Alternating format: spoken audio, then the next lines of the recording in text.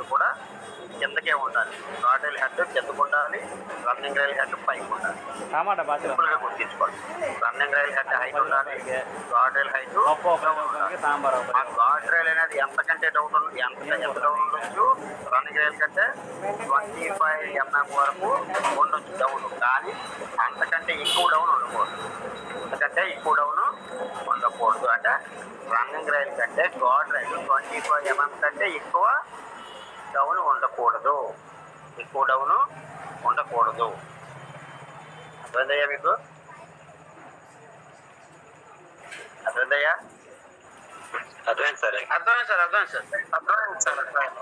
Gourd rail top అనేది running rail top తో మీరు పోల్చుకుంటే దాని యొక్క డిఫరెన్స్ అనేది, హైట్ యొక్క డిఫరెన్స్ అనేది రన్నింగ్ రైల్ యొక్క టాప్ కి గార్డ్ రైల్ యొక్క టాప్ 25 mm వరకు ఉండొచ్చు. 25 mm కంటే ఎక్కువ అంటే 26, 20 అలా 28, 29, 30 అలా మీరు ఉండకూడదు. 25 కంటే తక్కువ ఉండకూడదు. ఇంకొకటి ఏంటంటే రన్నింగ్ రైల్కి గార్డ్ రైల్ ఈక్వల్గా ఉన్నా పర్వాలేదు. రన్నింగ్ రైల్కి గార్డ్ రైల్ హైట్ రెండు ఈక్వల్గా ఉన్నా పర్వాలేదు. ఒకవేళ రన్నింగ్ రైల్ కంటే గార్డ్ రైల్ తక్కువ ఉంటే అది ఎంతవరకు లిమిట్ ఉంది? 25 mm వరకు. 25 mm కంటే తక్కువ మాత్రం ఉండకూడదు. ఈక్వల్గా అయినా ఉండొచ్చు, కానీ ఒకవేళ డౌన్ ఉండొచ్చు గార్డ్ రైల్. అది ఎంతవరకు డౌన్ ఉండొచ్చు? 25 mm వరకు కింద.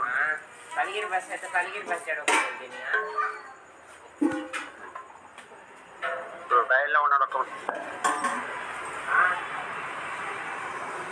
నా గడ్డి బంది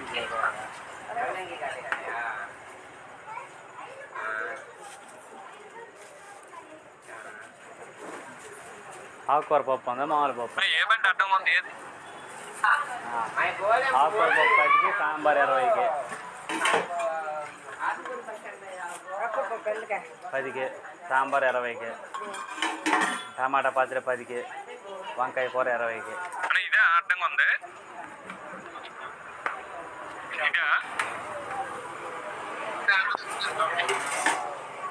ఎంత అండి?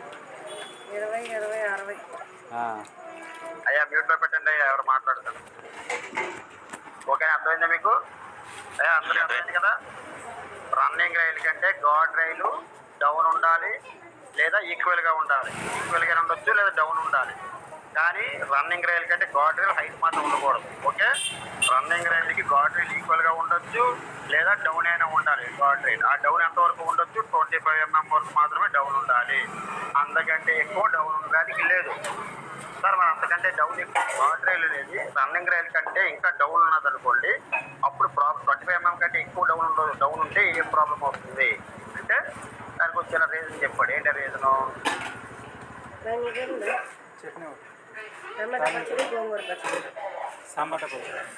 చూడండి, అయిపోయింది. ఇది వీల్ ప్లాంజ్ అంటే ఏంటి? వీల్ ప్లాంజ్ అంటే ఇది. అంటే రైల్ టాప్ టేబుల్కి వీల్ యొక్క ప్లాంజ్ అనేది కిందకు ఉంటుంది. దీన్ని ప్లాంజ్ అంటాం. ఇది ప్లాంజ్. ఇదంతా కూడా ప్లాంజ్. ఇది ఏమవుతుంది? మనకి లోపలికి ఉంటుంది. అంటే రైల్ టేప్ టాపులకి కిందకు ఉంటుంది. రైల్ టాప్ టేబుల్కి కిందకు లోపలికి ఉంటుంది కదా, బయటికి వీలు రాకుండా లోపల అడ్డుతుంది కదా. దాన్నే మనం ఏమంటామంటే ప్లాంజ్ అంటాం. దాన్ని ఏమంటాం? ప్లాంజ్. ఆ ప్లాంజ్ యొక్క డెప్త్ ఎంత ఉంటుందంటే 28.5 mm ఉంటుంది. ప్లాంజ్ యొక్క డెప్త్ ఎంత ఉంటుంది? 28.5 mm డెప్త్ ఉంటుంది. 28.5 mm డెప్త్ ఉంటుంది. ఇన్ కేసు అందుకే ఏమిచ్చారంటే బాబు ఇటువంటి సందర్భాల్లో చెక్ రైలు గార్డ్ రైలు ఎప్పుడూ కూడా రన్నింగ్ రైలు కంటే 25 mm కంటే డౌన్ ఉండకూడదు. ఏమవుతుంది డౌన్ ఉంటే? ఫర్ సపోజ్ దీని మీద బండి వెళ్తుంది, వీల్ వెళ్తుంది, దీని మీద వీల్ వెళ్తుంది. వీల్ వెళ్ళేటప్పుడు ఫర్ సపోజ్ వీల్ కానీ డెరైల్మెంట్ అయింది అనుకోండి, వీల్ కానీ పక్కకు కానీ వచ్చింది అనుకోండి, అప్పుడు వీల్ యొక్క ఫ్లాంజ్ ఉంది కదా, వీల్ యొక్క ఫ్లాంజ్ అనేది ఎంతనో 28.5 mm అన్నాను. 28.5 mm అని చెప్పాను. ఇక్కడ మనం 25 mm అన్నాం. 25 mm అని నేను అన్నాను. సో ఇక్కడ ఏమవుతుందంటే ఎప్పుడైతే మనకి ఇక్కడ అయ్యా మీరు ఆపండి అయ్యా, మీరు రాయకండి అయ్యా అక్కడ.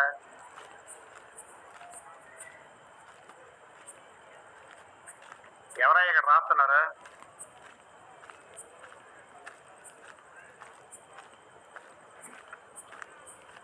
సో 28.5 mm ఉంటుంది కదా, 28.5 mm వీల్ ప్లాంజ్ యొక్క డెప్త్. ఎప్పుడైతే రన్నింగ్ రైల్ మీద బండి వెళ్ళేటప్పుడు ఒకవేళ వీల్ కనుక డెరైల్మెంట్ అయింది అనుకోండి, ఆ ఫ్లాంజ్ ని ఇది అడ్డాలి. ఏది గార్డ్ రైల్ అనేది అడ్డాలి. అంటే వీల్ అనేది ఇంకా బయటికి పోకుండా, ఇంజిన్ అనేది బయటికి పడిపోకుండా ఏమవుతుంది, ఇది ఇలాగ వచ్చినప్పటికీ ఇది అడ్డుతుంది. ఇది ఏమవుతుంది, ఇది ఈ గార్డ్ రైల్ అనేది బ్రిడ్జ్ మీద కింద పడిపోకుండా ఇది అడ్డుతుంది అనమాట. ఇది అడ్డి అలా కొంత దూరం తీసుకుపోద్ది అనమాట. బండి డెరైల్మెంట్ అయినా సరే బండి పడిపోకుండా కొంత దూరం తీసుకుపోద్ది. ఇప్పుడు ఇది కనుక గార్డ్ రైల్ అనేది రన్నింగ్ రైల్కి సేమ్ హైట్ ఉన్నా లేదా 25 mm వరకు లోపల డౌన్ ఉన్నా అలాగ అడ్డగలదు.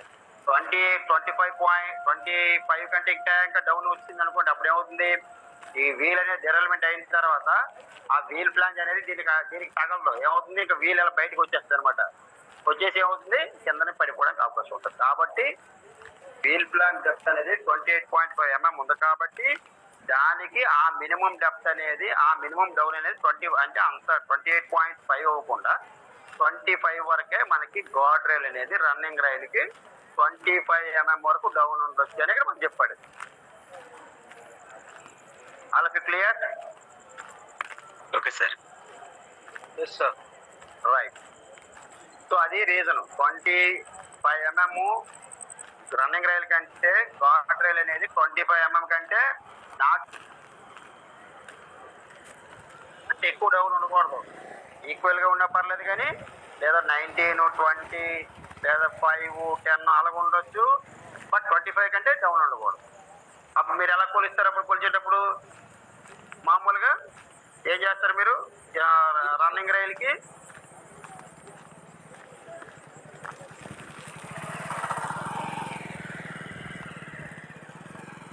కొలిచేటప్పుడు ఎలా కొలుస్తాం? ఈ రన్నింగ్ రైల్కి దారాన్ని పట్టుకుంటాం, స్ట్రైట్గా లాగుతాం. లాగిన తర్వాత ఇక్కడ గార్డ్ రైల్ ఉంటుంది కదా, స్కేల్తో కొలుస్తాం. ఎంత డౌన్లో ఉందో స్కేల్తో కొలుస్తాం. ఓకేనా? Yes sir, yes sir.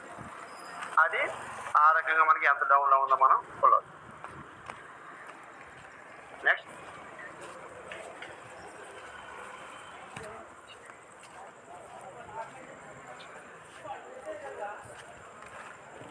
60 gauge రైలుకి 52 gauge రైలు వేసుకోలేదు. చెప్తాను అది చెప్తున్నాను కాదు, అన్నీ చెప్తాను. తొందరపడితే అలాగే నేను అంతా చెప్పిన తర్వాత డౌట్ ఉన్నప్పుడు మీరు అడగాలి.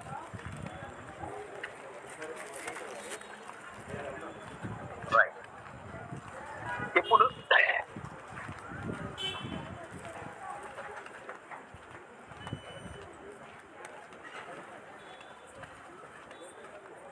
జనరల్గా మనం దీని ప్రకారం చూసుకుంటే గార్డ్ రైల్ అనేది రన్నింగ్ రైల్ కంటే డౌన్లో ఉండాలి కాబట్టి, చిన్నది ఉండాలి కాబట్టి మనం ఏ రైలుకి ఏది వాడాలి.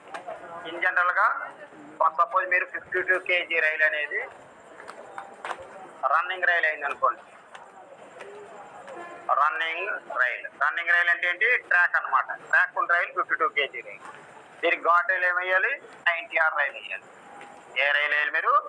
90R రైలు వేయాలి. 52 kg రైలు యొక్క హైట్ ఎంత? 156 mm. 90R రైలు యొక్క హైట్ ఎంత?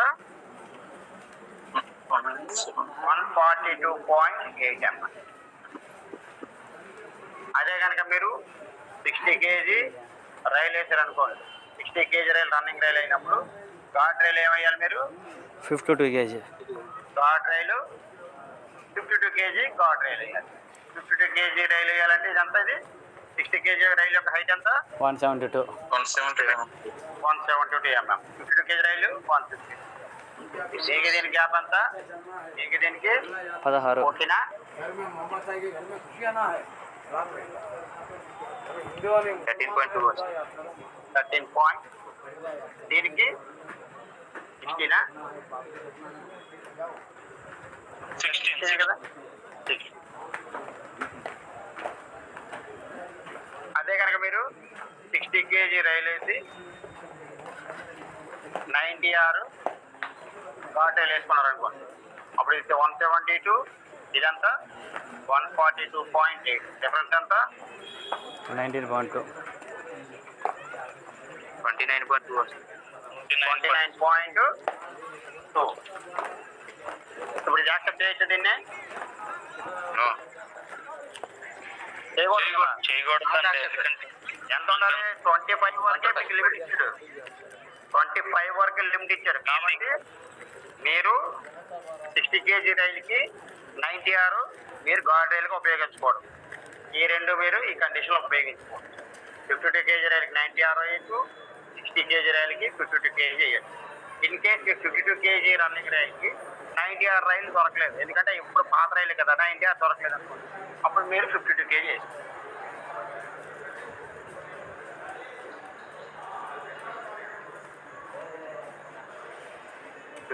మీరు వేసుకోవచ్చు.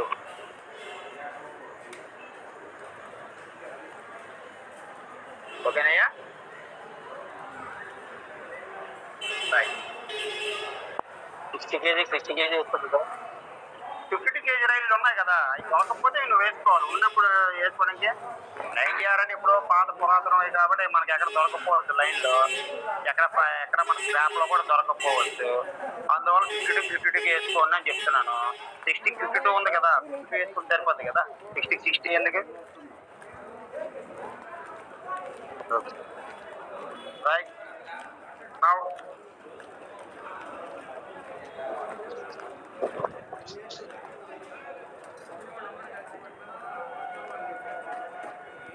తర్వాత గార్డ్ రైల్ని ఎక్కడ ప్రొవైడ్ చేయాలి? మీకు ఎంత చెప్పాను కదా, గార్డ్ రైల్ ఏం చెప్పాను?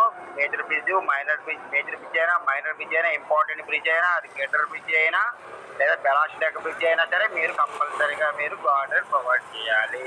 ఓకే. మిగతా చిన్న చిన్న కలవాట్లు, ఆర్చ్ టైప్ బ్రిడ్జ్లు ఉంటాయి, చిన్న చిన్న ఆర్చ్ టైప్ బ్రిడ్జ్లు, అటువంటి దగ్గర మీరు గార్డ్ రైల్ ప్రొవిజన్ అనేది అవసరము లేదు. అంటే బెలాస్ట్ అనేది డెక్ ఉందనుకోండి, డెక్ బ్రిడ్జిలు కనుక ఉంటే మీకు గార్డ్ రైల్ ప్రొవైడ్ చేయాల్సిన అవసరం లేదు. అక్కడ మేము ఒకవేళ అక్కడ గార్డ్ రైల్ ప్రొవైడ్ చేయనటువంటి బ్రిడ్జిలు ఏం చేయాలి? మీరు పెరాపెట్ట వాళ్ళకి దగ్గర ఆ పెరాపెట్ట వాళ్ళంతా ఆ వారంతా కూడా మీరు ఏం చేయాలి? అంతా కూడా అంటే షోల్డర్ బెలాస్ట్ సైడ్ అంతా ఏం చేయాలి? స్లీపర్ లెవెల్కి బెలాస్ట్ని సర్దేయాలి. స్లీపర్ లెవెల్కి బెలాస్ట్ని సర్ది పెట్టుకోవాలి. ఓకే. నెక్స్ట్ మరి ఎఫ్ఓబి, ఆర్ఓబి బ్రిడ్జిల దగ్గర ఎట్ట? ఆర్ఓబి అంటే road over bridge.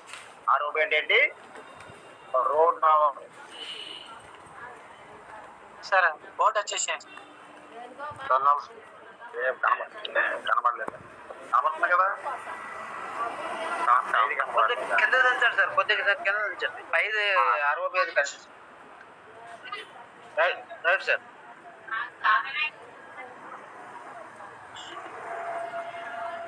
FOB, ROB అంటే రోడ్ ఓవర్ బ్రిడ్జ్, ఎఫ్ఓబి అంటే ఫుట్ ఓవర్ బ్రిడ్జ్.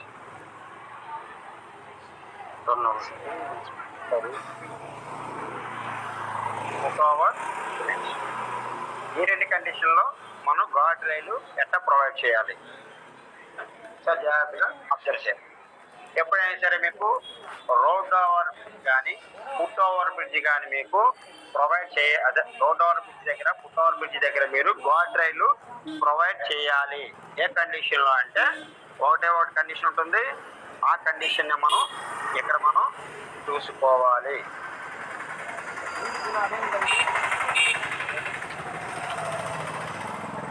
ఇది ట్రాక్, ఇది ట్రాక్. ట్రాక్కి foot over bridge, road over bridge చేశారు అనుకోండి. అంటే రోడ్ ఓవర్ బ్రిడ్జ్ అంటే ఫ్లైఓవర్ అంటాం కదా, ఫ్లైఓవర్ వేసారు అనుకోండి.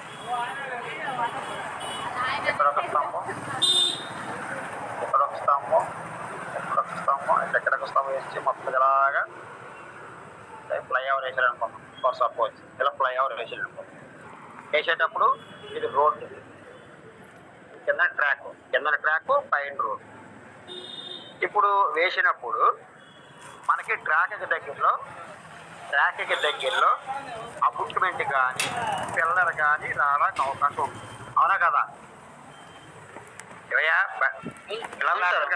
పిల్లర్ వేయాలి లేదంటే అబుట్మెంట్ ఏం రావాలి. అపార్ట్మెంట్ రావాలి.